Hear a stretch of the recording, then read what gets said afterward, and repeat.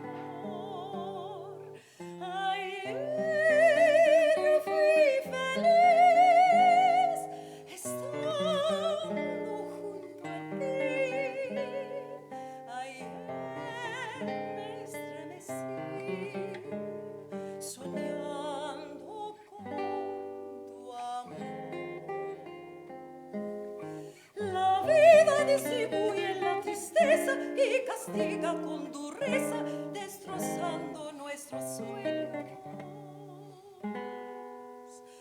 La vida nos donó con la esperanza el resplandor, donde renace la ilusión de nuestro amor.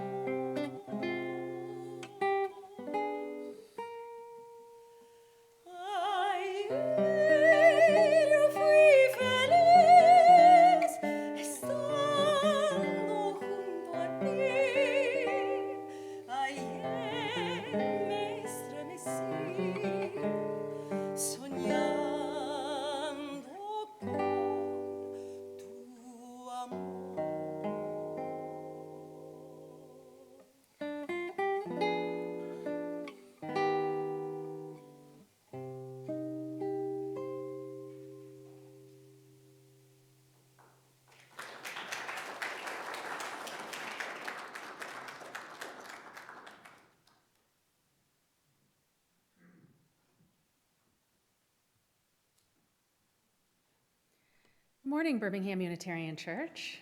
Morning. Welcome to all, whether you're visiting us for the first time or have been here many times before.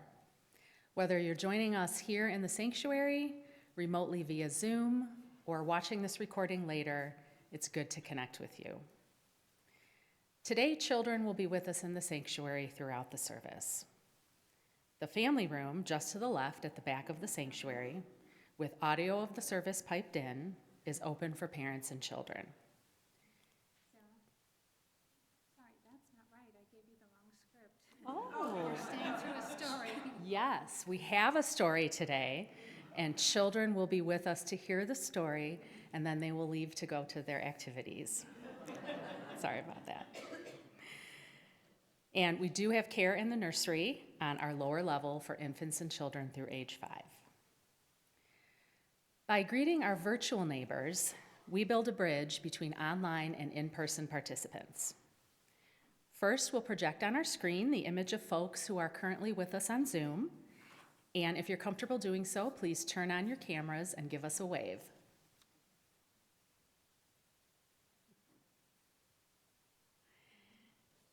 Now, we who are gathered here in the sanctuary are invited to turn and face the camera in the back and give the folks on Zoom a wave.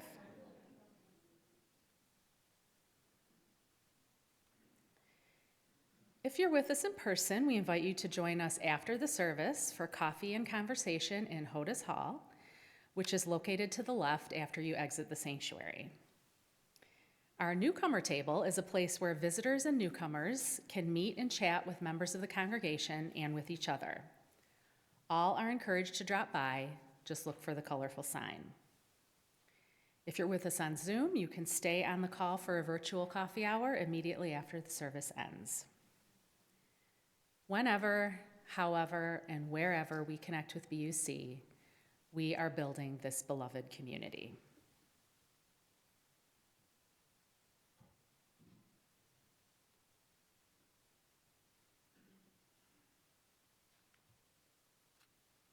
Out of the Darkness, Light by Ben Soul. Out of the darkness, light. Out of the light, warmth. Out of the warmth, joy.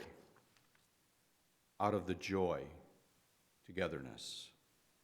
May this flame hold us for the time we are here with one another.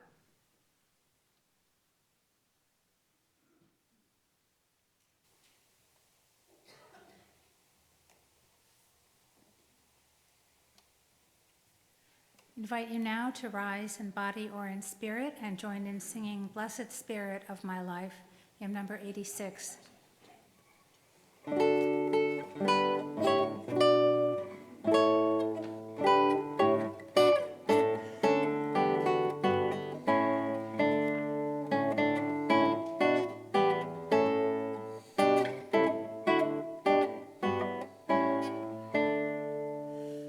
Blessed Spirit of my life, give me strength through stress and strife. Help me live with dignity. Let me know serenity. Fill me with a vision. Clear my mind of fear and confusion. When my thoughts flow restlessly, let peace find a home in me. Spirit of great mystery, hear the still small voice in me. Help me live my wordless creed as I comfort those in need. Fill me with compassion, be the source of my intuition. Then when life is done for me, let love be my legacy.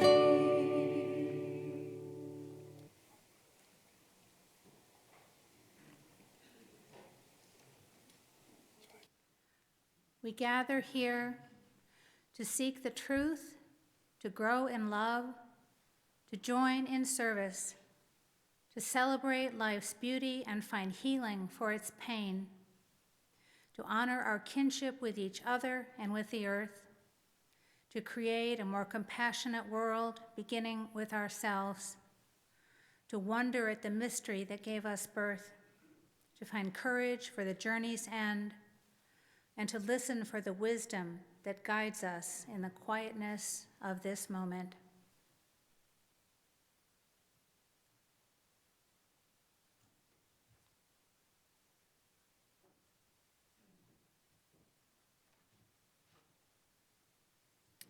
Our story for today is titled Forever or a Day by Sarah Jacoby.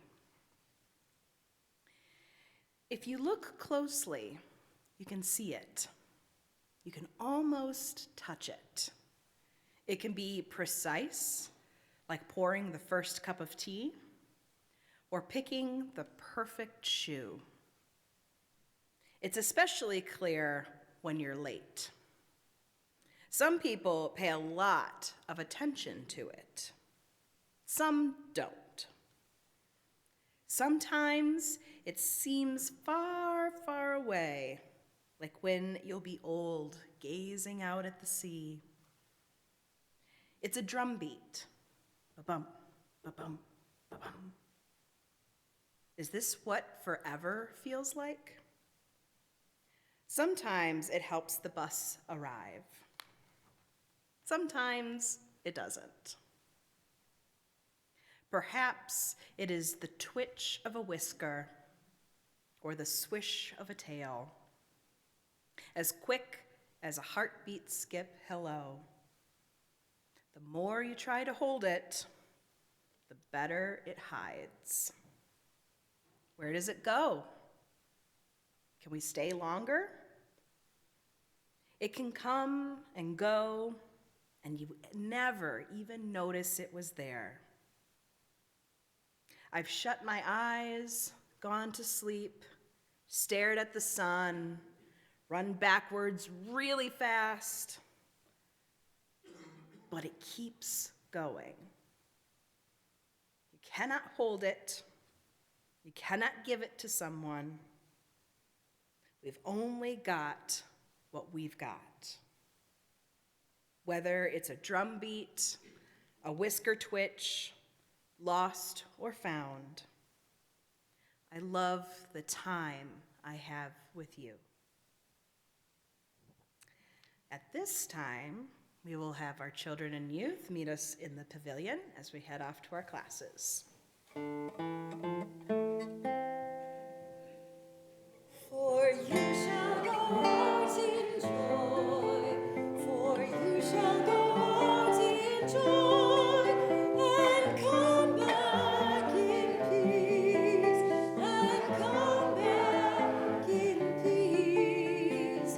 Blessed be, for you shall go out in joy, for you shall go out in joy, and come back in peace, and come back in peace. Blessed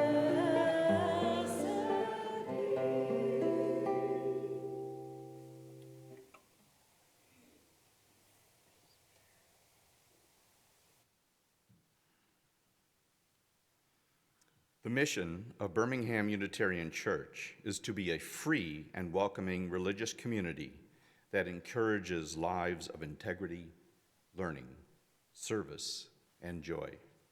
One way we live out this mission is by giving half of our weekly offering to a nonprofit organization that shares our values and addresses needs in the community. To suggest a nonprofit for this donation, please check the BUC website under Justice to find the application form. Our offering recipient for January is the Welcome Inn. We'll see a video now about the Welcome Inn.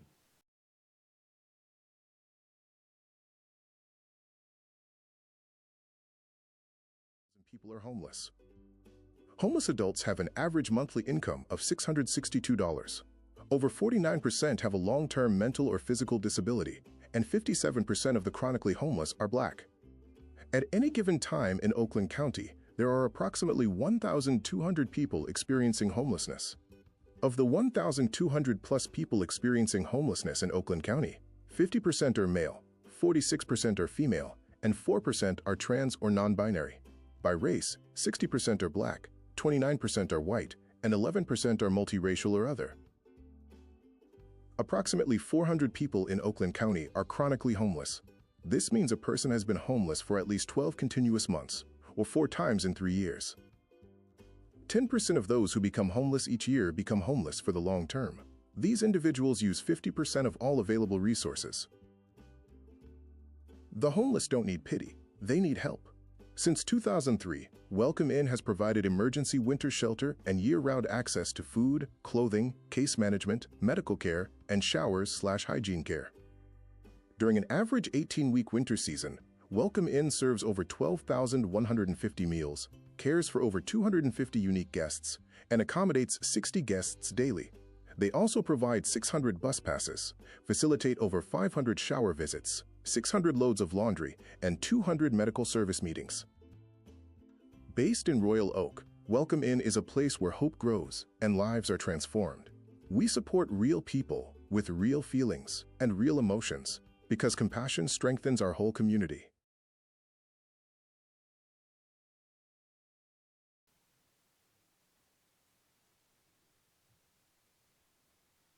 BUC volunteers help in a number of ways, including short-term ones or one-time opportunities. They work in the clothes closet, bring in food supplies, serve lunch, make purchases of emergent needs for which BUC can cover expenses, and either deliver these to the shelter or to Annis Pratt at BUC on Sundays. The ushers will now receive this morning's offering, given and received in a spirit of generosity and gratitude, and dedicated to the good work of the Welcome Inn and of this congregation.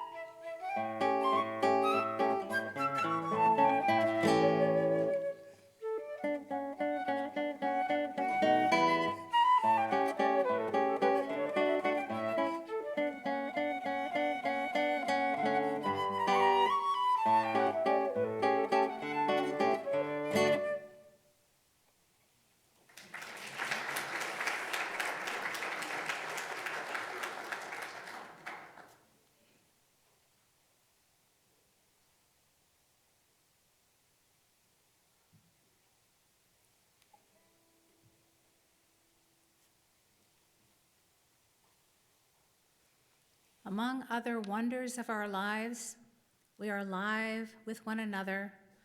We live here in the light of this unlikely world that isn't ours for long. May we spend generously the time we are given. May we enact our responsibilities as thoroughly as we enjoy our pleasures. May we see with clarity. May we seek a vision that serves all beings. May we honor the mystery surpassing our sight, and may we hold in our hands the gift of good work and bear it forth whole, as we were born forth by a power we praise to this one earth, this homeland we all love.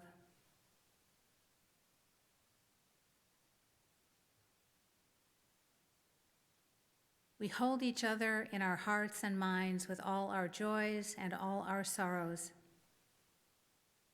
The joys and sorrows of the congregation that are shared with us this morning are these.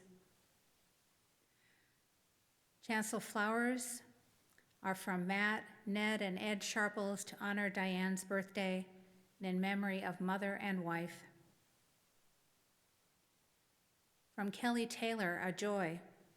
On Friday the 9th, she says, my oldest daughter, Madeline, turned 24. She says, I'm proud of my girl and all she's accomplished.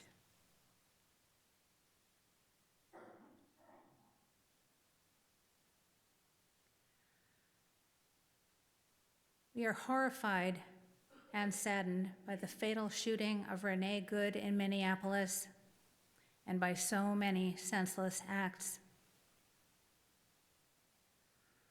We remember those experiencing losses and those facing health challenges. We pray, in whatever way we pray, for all those affected by war, by hatred and violence. We pray for peace.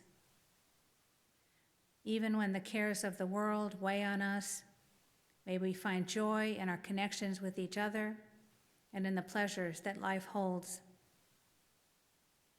Let us take care of one another and ourselves in all the ways we can. Let us make this a safe and welcoming place for all. As we hold each other in our hearts and minds with all our joys and all our sorrows, whether spoken or unspoken, let's take a moment to be quiet together.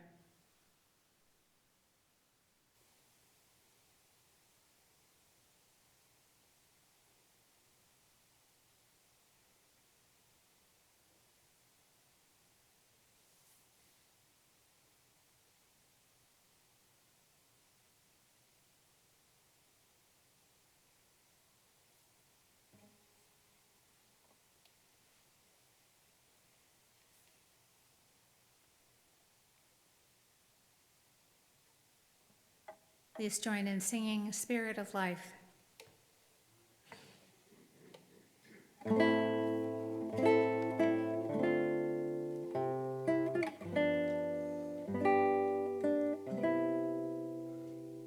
Spirit of life, come unto me. Sing in my heart all the stirrings of compassion. Blow in the wind, rise in the sea, move in the hand, giving life the shape of justice. Roots hold me close, wings set me free. Spirit of life, come to me, come to me.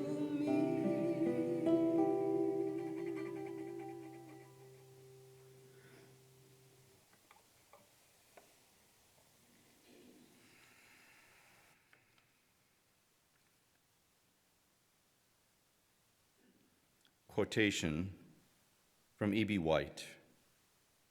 I arise in the morning torn between the desire to improve the world and a desire to enjoy the world. This makes it hard to plan the day. Reflection by Richard Gilbert. To savor the world or save it. I rise in the morning, torn between the desire to save the world or to savor it, to serve life or to enjoy it, to savor the sweet taste of my own joy,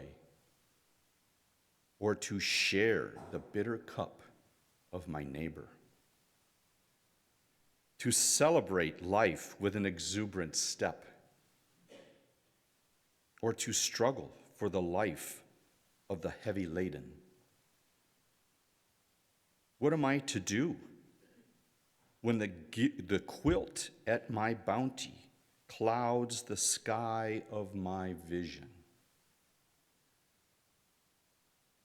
When the glow which lights my every day illumines the hurting world around me? To savor the world or to save it? God of justice, if such there be, take from me the burden of my question. Let me praise my plenitude without limit. Let me cast from my eyes all troubled folk. No, you will not let me be? You will not stop my ears to the cries of the hurt and the hungry? You will not close my eyes to the sight of the afflicted? What is that you say? To save, one must serve. To savor, one must save. The one will not stand without the other. Forgive me.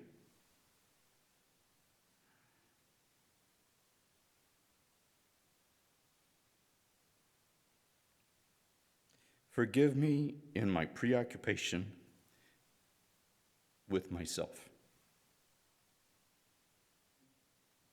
in my concern for my own life.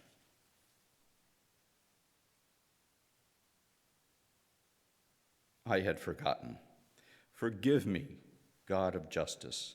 Forgive me and make me whole.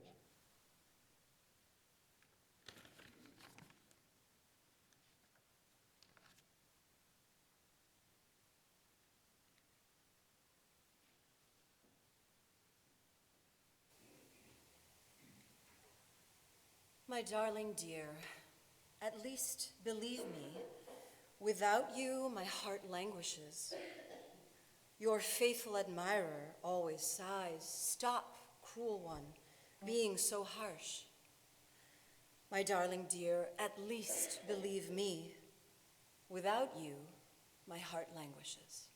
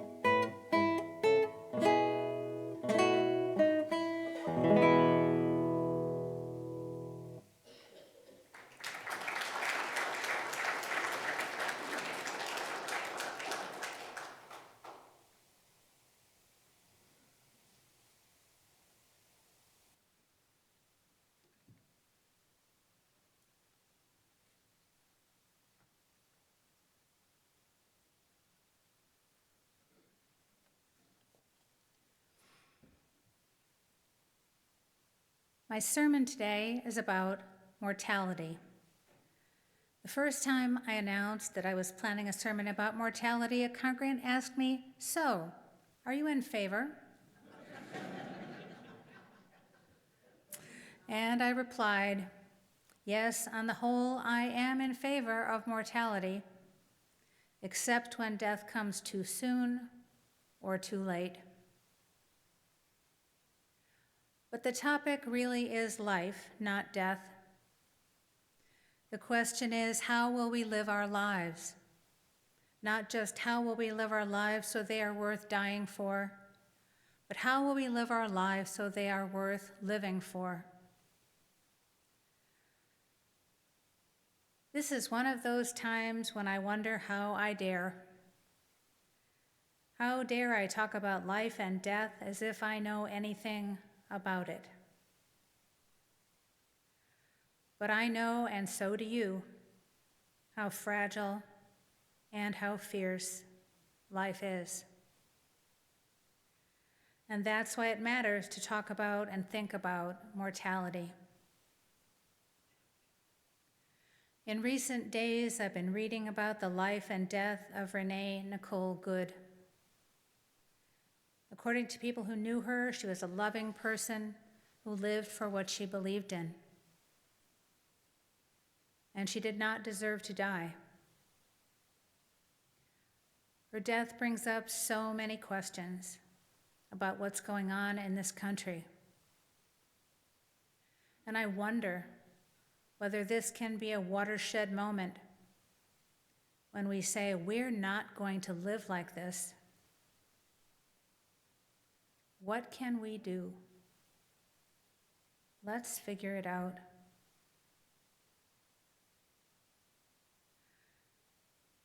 A good place to start may be with a presentation on supporting our immigrant neighbors and their allies, sponsored by the BUC Economic Justice Team at noon today in this room and on Zoom.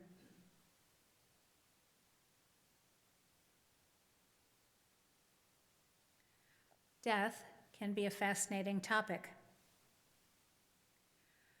Perhaps you've heard about or participated in a death cafe where people get together to talk about death and eat cake.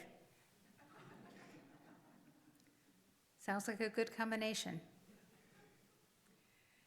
If you want to talk with me about death or about anything else, I'd be glad to make an appointment to talk with you. But today, I want to focus on life. Whether or not there is any ongoingness of our lives, and even though we live on or hope to live on in the memories of those whose lives we have touched, our deaths mean the end of this life, the one we are now experiencing. Awareness of mortality helps us focus on life. Knowing that our time is limited, whatever the horizon of our lives may be, helps us realize that it matters what we do with the time that we have. Unitarian Universalist minister Richard Gilbert, author of this morning's reading about saving and savoring the world, is now retired after a long career as a social activist and spiritual leader. Gilbert suggested that contemplation of death greatly intensifies our experience of life, and pointed out that since there isn't much use in fearing death, one is better off fearing an inadequate life. This quiz, titled "Is There Life Before Death?", has passed through the living tradition of Unitarian Universalist ministers and offers some questions for your consideration and reflection.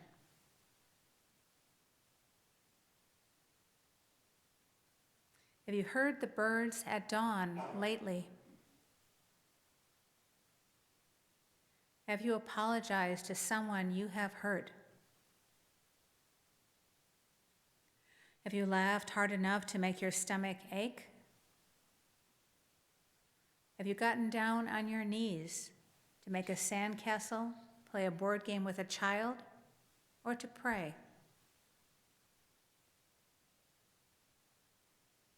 Have you thanked someone for something that they do every day? Have you listened to an entire symphony? Spend a whole day without talking? Called a friend you have not spoken to in too long? Have you cried? Have you made a donation to a special church or community organization? We offer opportunities for that. Better yet, have you gotten your face seen and perhaps hands dirty doing something active for that special church or community organization?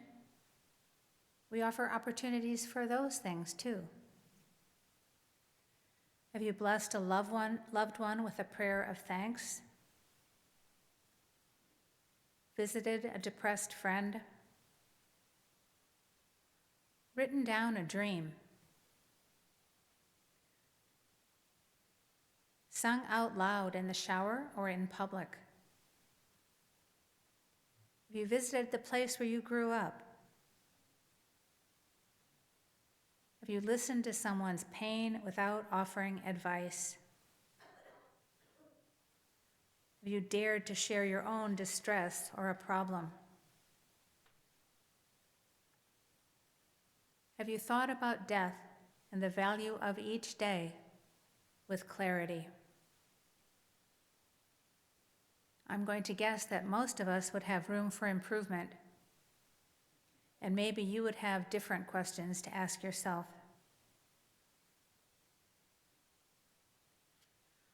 Forest Church, minister of All Souls Unitarian Church in New York City for 3 decades, preached and wrote extensively throughout his career about the intertwining themes of love and death, exploring our human responses to what he called the dual reality of being alive and having to die. In October 2006, he was diagnosed with esophageal cancer, which he was told was inoperable, and he was told that he had only months to live. After successful surgery, despite the initial prognosis, he had a recurrence of the cancer 18 months later, and he died in September of 2009. After the second diagnosis of terminal cancer, he wrote his 25th book titled Love and Death, My Journey Through the Valley of the Shadow. He wrote, "There are so many instances in our daily lives when our fears stand in the way of our potential to love. How many ways we find to armor and protect ourselves. We sense the risk, of course.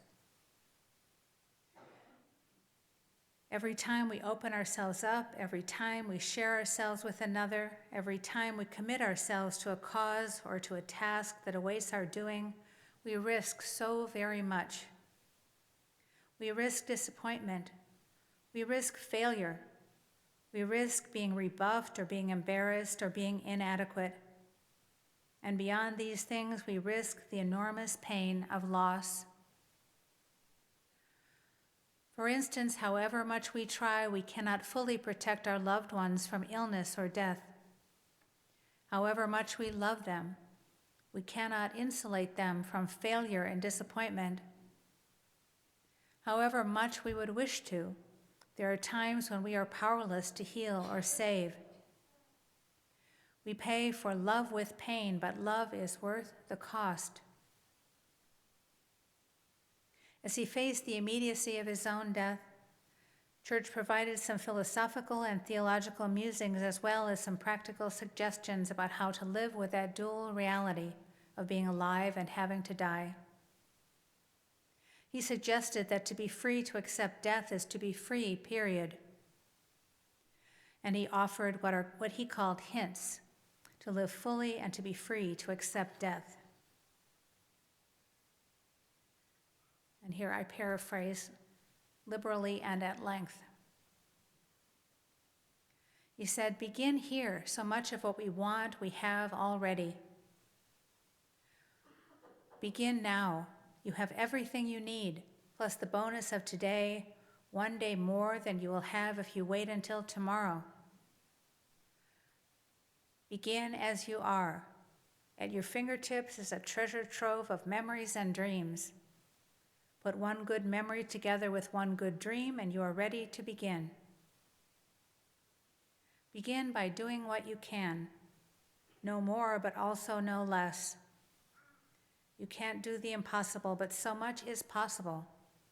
So many of the things you haven't tried, you still can do. Begin with those closest to you. Invite them to give you a hand and to lend you a hand and to take your hand. Begin by turning the page. Today you can open a new chapter of your life. If you are trapped in your story, stuck in place, botching the same old lines, revise the script. Begin by cleaning up your slate. Don't erase the past, but don't obsess over it. Begin by looking for new questions, not old answers. Answers close doors. Questions open them. Answers lock us in place. Questions lead us on adventures.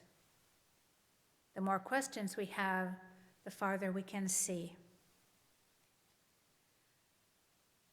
Begin with little regard for where your path may lead. Destinations are overrated and never what we imagine. Until life ends, no destination is final.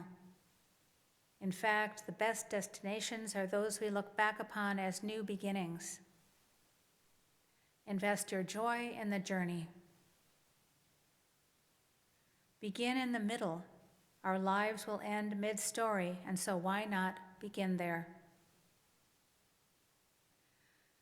The mantra that Church developed in the last years of his life was to do what you can, want what you have, and be who you are. Church's mantra is applicable to the whole of life. Do what you can, which may be more than you thought you could. Want what you have. Church described his wants as friends who love me, family who's helping me. I want the sun to come up and the day to be beautiful. And he knew he already had those things. Be who you are. Church said that this was probably the hardest part, to accept oneself and to live your life in such a way that it will prove to be worth dying for. In a blog post, Church wrote, "Knowing my time was limited, focused my soul." How will we focus our souls?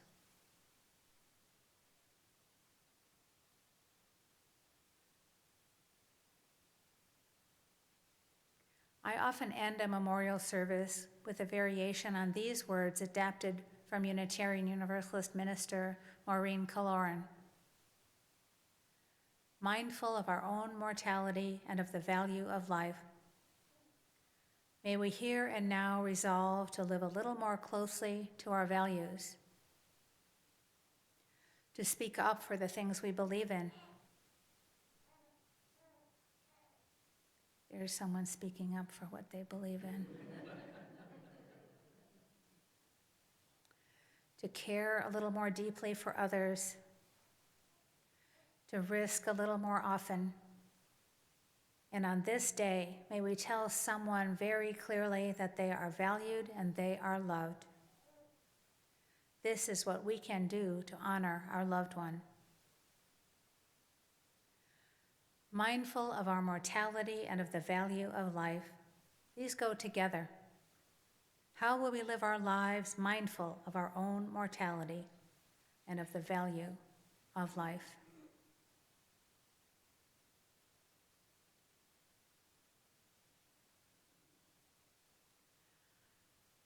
We invite you now to rise in body or in spirit and join in singing "Just as Long as I Have Breath," hymn number 6.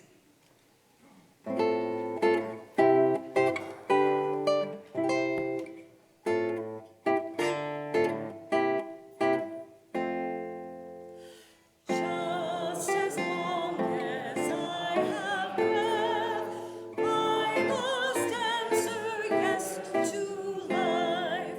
Though with pain I make my way, still withhold my beat each day.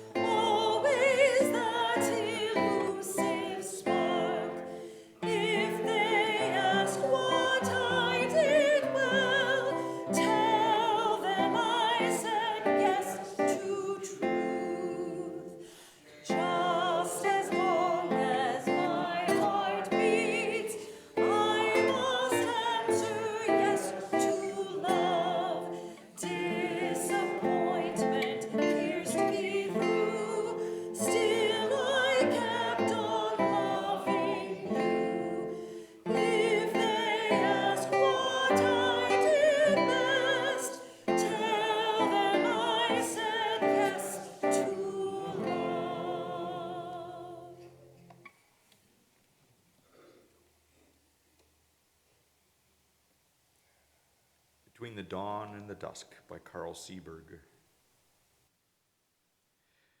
Between the dawn and the dusk of our being, let us be brave and loving.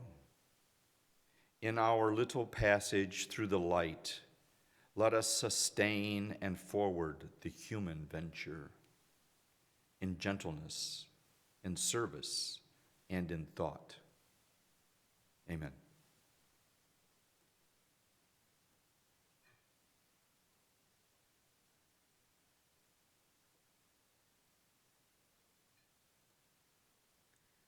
May we live our lives fully and creatively so that we may be a blessing to ourselves, to each other, and to all those whose lives we touch.